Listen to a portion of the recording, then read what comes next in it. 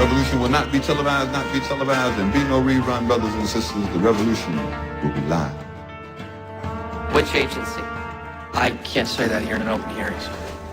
You saved me. Yes. Why? Hey guys, time for Homeland, Season 6, Episode 4, Flash of Light, and I was looking forward to this episode, but at the same time, I really have not been that into Homeland lately. It's not really been a priority. It hasn't been for a couple seasons now, but I still want to watch this episode, and I will say that I do think this episode was slightly better than Episode 3, like, it wasn't as boring as Episode 3, but the ending really did piss me off, especially the direction that they went at the very end of this episode. That very much severely did piss me off. Now, I understand that Episode 4 is usually a turning point for the show. Usually something big happens, and last year it was the reveal of Allison being the mole, and that was a terrific reveal. They did an incredible job setting that up. This was not nearly as well done what ended up happening here, but let's just get into this episode because I do want to talk about it overall. So we start off where we left, well, 2 weeks ago, not last week, 2 weeks ago, where Saul's in a car sneaking back from his sister's house, and the car pulls over, the man speaking Arabic grabs Saul and kidnap him, which, to the surprise of no one, I mean, how many times is Saul just going to be used as a sacrifice, or used as just, you know, used as someone just to be, you know, manipulated by and meddled with? How much longer is Saul going to be that character? Because at this point, like I said, Saul just doesn't have a consistent character. It just seems like he's here to just get in trouble and get kidnapped, and it's really dumb. I mean, Mandy Patinkin is so much better than this, and I don't really like what they've been doing with Saul. But meanwhile, back in the States, Sekou is released from prison, and the FBI has dropped all charges somehow, because obviously Carrie was able to, I guess, infiltrate that guy. I can't remember his name, but Carrie picks him up from the courthouse, and there's a flurry of reporters, and once Sekou is safe in the car, Carrie tells him that they're going to release a statement saying that there wasn't enough evidence to indict him, but there is one condition: he can't go public or do any interviews on what happened. He has to do what he can to keep his mouth shut, which obviously is something that Sekou does not want to do. We know how much Sekou loves these videos. We know how much Sekou loves to, you know, put his opinion out there and let his voice be heard, and now he has limitations to that. And honestly, I did kind of feel bad for the kid, because this is the one thing that Sekou has been wanting to do. You know, he wants people to know what people of his culture are going through and things like that. So I did like that Sekou was released, but at the same time, he still feels quite trapped because he can't actually do what he wants to do, and that is definitely something he struggles with greatly throughout this episode, which I actually thought was well presented. I liked the way they did do that throughout this one. But the best stuff in this episode actually doesn't focus on Sekou. The best stuff in this episode by far has to do with President Keene, who more and more episodes, I'm absolutely loving President Keene. I think that Elizabeth Moss is doing such an incredible job as this character. I love where they're going with her, and I can definitely see how this is going to impact the second half of the season greatly. Because President-elect Keene is preparing for comments with the media. Joey shows her an article in the Times to give her a heads up. The media is having a field day with the fact that Dar told Keene about what Iran is up to, and she hasn't addressed it yet. So obviously, this is a big deal. I mean, this is something that she probably should have told someone about, and you know, she really doesn't know how to do that, though. I mean, it's a lot of information that Dar told her. So Keene corners Dar, accuses him of firing up the press, and then he's really just saying that to get the press involved and want the press to, you know, just get the press flooding to her and basically just try to expose her. We know that we know that Dar obviously is up to no good, so she informs that she's not making any moves regarding Iraq until she actually sees Saul's report with her own eyes, which obviously she can't do because Saul's kidnapped right now. So there's really, again, there's a lot of limitations to what she can do. So Carrie and Retta take Sekou home. I've realized I've been pronouncing his name wrong. It's Retta, it's not Rita. They take Sekou home where his friends and family are wanting to celebrate. Retta's very skeptical. He's upset that Carrie cut a deal with the FBI without him, and now Sekou can't file a civil suit against the FBI. And Rita thinks that he deserves to be compensated. He wants Carrie that she can't keep going behind his back, even though she wants to. She just can't do that. You know, she needs to do she needs to be honest with him at all times. You know, she can't just keep withholding all this information from him. So she gets a text, rushes out of the party. She's picked up by a black SUV. I'm not gonna lie, I did like seeing Sekou reuniting with his family. It was just a satisfying moment, but it just felt too short. Like, it just felt like this entire season, it seemed like it was gonna be about Sekou's trial, and now it's about, I guess, Sekou getting out of jail. It felt very weird that already in episode 4, he's out of jail, but she gets a text, rushed out of the party, picked up by a black SUV, Retta watches her leave out the window and is obviously suspicious. Now remember, Retta does not know what she's up to. He doesn't know about her harboring Quinn, what she's doing for him and, keeping him at her apartment. And if he obviously doesn't know about her working with Keen. And these are two things that I am definitely interested in getting into, is what's Retta gonna do when he does find out what Carrie's really been up to. Because obviously, to him, this is all she's been doing. When in reality, that's not the case. She's been working with, one of the most important leaders of the time, one of the most influential presidents of the time in the show, of course, because she's the first woman president.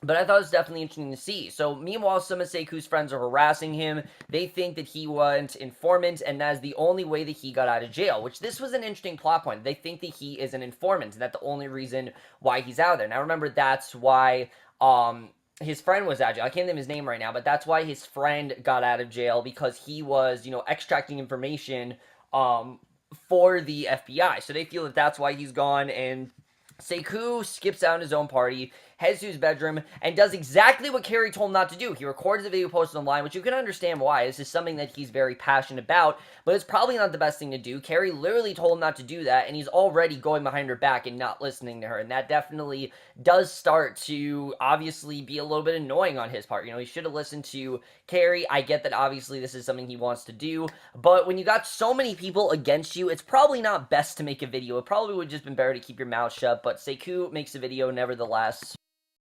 So Saul's in blindfold, he's taken to a secret meeting, he's surprised when his blindfold's removed, and Majid is standing in front of him, and I'm not gonna lie, this was a genuinely intense scene. Apparently Saul's been trying to get a meeting with him, even though it's very risky. Saul explains that he met with Nafsi, and he demands to know if Majid is cheating on the nuclear deal. So he knows that Nafsi flew to Korea, and that he took out $120 million from Emirates Bank, and Majid doesn't know what Nafsi's up to, but he agrees to do some digging and let Saul know. So it seems like he's actually there to help out Saul, actually. Like, he basically is trying to tell him, look, you're on our side and things like that, which is interesting. So then we go to Quinn, and Quinn, I just don't care at this point, but I'm going to talk about it nevertheless. He's sitting in the house alone. He's loading his handgun, he stakes out the window, convinced that someone's watching him and following him, and again, they clearly have no idea what to do with this character. I keep forgetting he's on the show, honestly.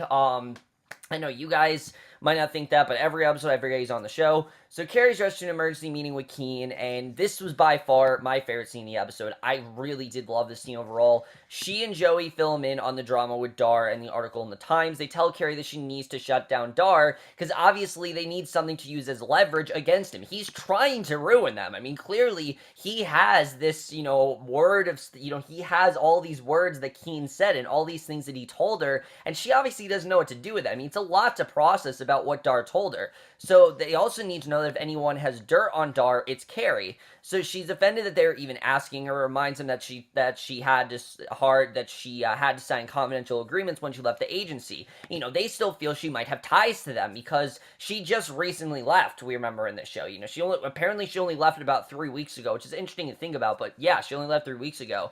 And plus, if she throws Dar under the bus, she will actually be hurting Saul too. So obviously, it's not a good idea for her.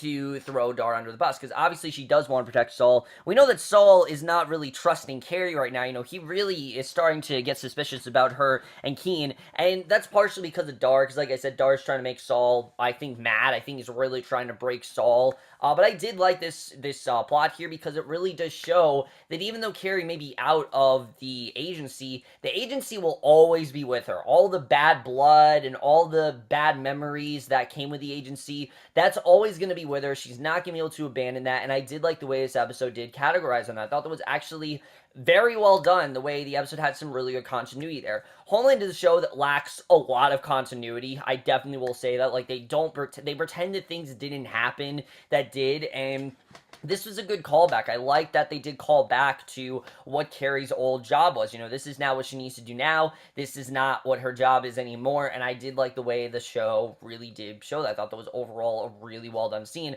and probably one of my favorite parts of the entire episode is just seeing Carrie's dedication to abandon that at all costs, which obviously, we can already see, is not the easiest thing to do. So Quinn's certain that a man across the street, living in the adjacent building, is following him. He waits with his gun, until he sees a stranger leave his house. He then sneaks across the street, picks up his lock so he can snoop around his apartment, finds a stool inside the apartment, set up perfectly so that the man can watch Carrie's house. And also there are photos of a black family hanging on the wall, but the guy has been going back and forth, is clearly white, and he returns. Quinn rushed out of the apartment building after lying and saying he was just dropping off some mail. And this is interesting, I will say. This isn't connected directly to Quinn, and I like that. I like that this really has nothing to do with Quinn. Quinn has just happened to find this guy. Clearly, this guy is, spying on Carrie for some reason. We don't know what that's really about, but I do think that is definitely interesting. It's probably the most interesting thing they've done with Quinn so far, to be honest, but Dar corners Carrie while she's picking up her daughter from preschool, and Dar reveals he knows Carrie's working with Keen and advising her, and he wants to do whatever he can to bring her down, and Dar snaps at Carrie that she left the agency 3 years ago, and everything has changed, and she's basically obsolete, and is not doing Keen any favors, by working for her. It's a terrible idea for her to do. They can track her, they will find her, and even though Carrie wants to be in the agency, that's just not going to work in Dar's case. And Dar is very annoying in this regard. I do think that Dar really needs to chill, and I think Dar really needs to realize that, Carrie can do what she wants, and he can't really control her. I think as much as he wants to, he can't do that. But Carrie did give him some pretty nice comebacks in this scene. I like the way that Carrie told him that he can't control her, and that's actually only been 3 weeks, not 3 years. I really did love that overall. I thought that was very well done, and I'm definitely interested in seeing, where that's really going to go. I know people don't like Dar at all, but you have to admit, he definitely is probably setting up one of the most interesting conflicts we've had this season, which I do like where this is going. So Salden returns to his sister's house. She's upset with him for sneaking out. She accused him of meeting with an Arabic and putting her in a dangerous position. And I don't know why we really had this scene. This really was not that necessary. They're bickering back and forth. Itai shows up at the door and questions Saul about where he was last night. They have reports of an Iranian crossing the border, and it's not a coincidence that Saul is in town, so I'm guessing they're after him. Again, I don't really know. But Kara returns home. Quinn tries to tell her about the man watching her house. She brushes him off as if he's just being paranoid, which is completely understandable. I mean, again, Quinn has not been stable all season. He's been having visions. He's been wanting drugs constantly. This is probably the first rational thing he said in a very long time. And I actually did like seeing that. I like that Quinn actually did something rational here, and he wasn't just, trying to scavenger drugs or just trying to get away or just having these, or trying to, have feelings for Carrie. I like that here he actually was trying to look out for her. It was actually a nice scene. And, Carrie's reaction would have been my reaction, honestly. I think Quinn, again, is just so paranoid. It's not his character at all. But I do love where that was going. And she gets a phone call from Retta. He's freaking out because Sekou posts another video and outed the FBI's informant Saad, and Carrie then has to do what she can to obviously, get rid of that, because that was the one thing she told him not to do. So we then get this very elongated scene that I thought was way too long, where Carrie rushes over to Sekou's house to try and get him to take the video down before he loses the deal, and this entire scene felt so pointless. I don't know why this really was here, because yeah, sure, he did out Saad, which was the one thing that Carrie told him not to do, but the scene where she's trying to get him to take down the video just goes against everything that she's been trying to do for this kid. She tells him, she asks him point blank, why do you make these videos? Why must you make these videos of torture? When that's not what he's doing, Carrie. What he's doing is making people aware of what's going on, and he wants people to know the tragedy that his country has been through. He's not just trying to do this for, entertainment purposes. He's doing it for informative purposes. He wants people to know that these are tragedies that have gone unnoticed, and they really should not have been. These are things that did matter, and no one is really doing anything about them, and he really wants action done. That's really what Sekou is doing, and I don't know why Carrie can't just get that through her thick skull. That's what he's really trying to do, and Carrie trying to stop him was one of the dumbest scenes we've had in the show so far. I get that she was talking about how, she goes on saying how 9/11, everything changed after then, and the world just got more and more shitty. I don't really know where the scene was trying to go. I mean, we know that Carrie's been trying to, see him as innocent and see him as just a kid, but this went against everything that she thought about with Sekou, and it just felt like she was doing this for her own benefit. She wasn't trying to help Sekou. She was just doing it before she lost the plea deal, because obviously she doesn't want to put him in jail, but he outed the FBI's informant, so I don't know why this was such a problem. Obviously, I know that the FBI wants to cover up what's going on with Saad, but Saad was the real criminal here. You know, she should be happy. Saad's arrested, Seku's out of jail. It just felt really dumb. I don't know why we had this scene here, but we'll get into that. Itai tells Saul's sister that he's taking Saul to the airport, but instead he locks him up, informs Saul that Tova will be there in the morning. They know that Saul has info about the Iranian nuclear weapon, and I have no idea where this is going. And I really could care less. I have no idea where that's going. But back in the States, Quinn's still watching the man across the street. And after he sees him leave his apartment again, he's picked up by a car. He steals Carrie's car keys and follows the car because that's a smart thing to do. You know, just steal her car. He snaps over the man being dropped off what appears to be a factory and a parking lot full of delivery trucks with Medina writing on them. So we don't know what's really going on here, who this man is, why he's following Carrie. But this actually I am interested in. Then we get to the ending, and I'm not gonna lie, this ending really pissed me off. In the morning, Sekou wakes up at the crack of dawn. He heads to work where he drives a delivery truck, and it's the same delivery truck where Quinn followed the mystery man the night before. So clearly this man does have ties to Sekou. Sekou gets in his truck, he heads down the highway, and then the truck explodes. And yeah, Sekou is dead, and that is the way the episode ends. Let's just get in this episode and where I think we're going from here. So overall, I did enjoy this episode. I did think this was overall an improvement of the last episode, only because it was a little bit more interesting. But let's just address the elephant in the room. Sekou is dead. Yeah, Sekou is dead. I can't believe it either that the show just blatantly killed off Sekou. Even though the trailers and from the first episode, this scene was going to be the main plot line. You could honestly do an entire season on this. You could have had a season about, is this kid really justified for what he's doing? But no, the show spent 4 episodes and they realized that, oh, no one likes Sekou, let's just kill him off. I actually did like Sekou. I liked the plot line. I thought it was interesting where they were going with him. Was Sekou sometimes a little bit insufferable and a little times naive? Yeah, but again, he's just a kid. He didn't really understand, what he was really doing. He didn't really understand the kind of damage that he was doing by doing this stuff, and killing off Sekou makes things so much more pointless. It took what could have been a very poignant storyline, and instead just turns it into something pointless. We're probably not going to hear about this again.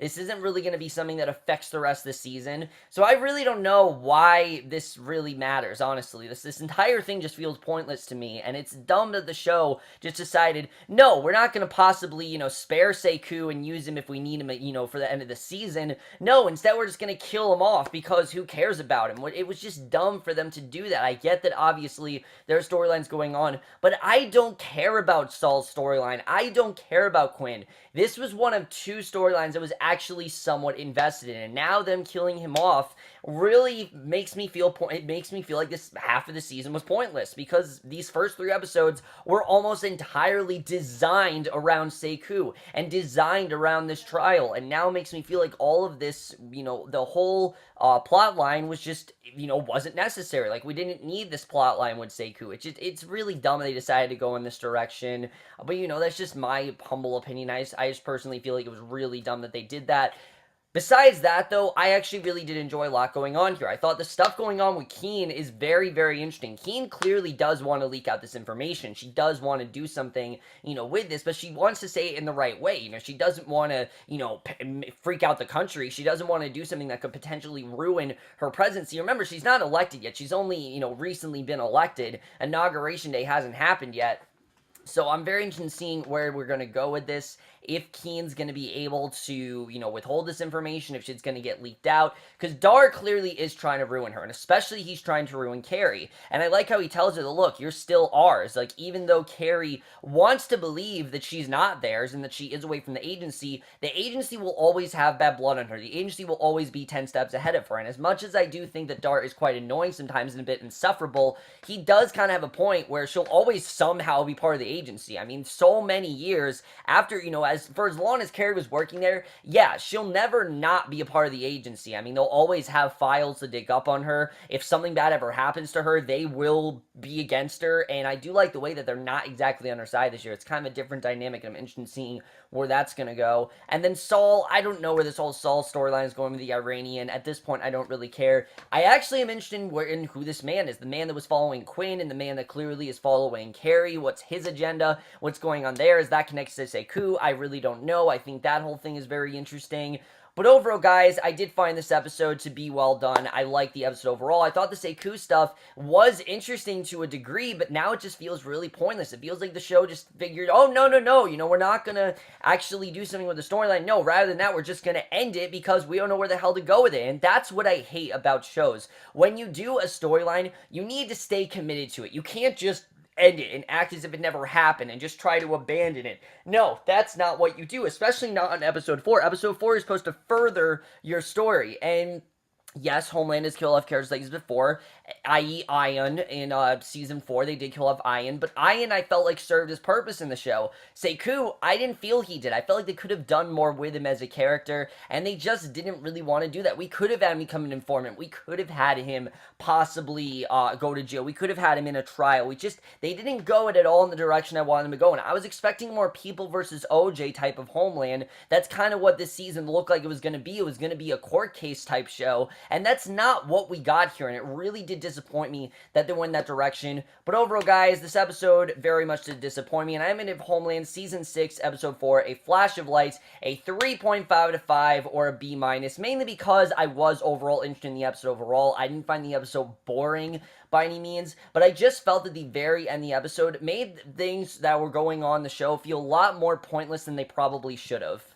But over, guys, my review of this episode of Homeland. Let me know what you guys thought of this episode overall. Are you upset they killed Sekou? I know a lot of people don't care, but I personally thought it was one of the more interesting arcs going on this season. I was very interested in where they were going to go with it. But that's my review. Hope you guys enjoy it. We'll see you guys in my next video, which will be for tonight's episode of Supergirl, and we'll see you guys for that. Okay, bye.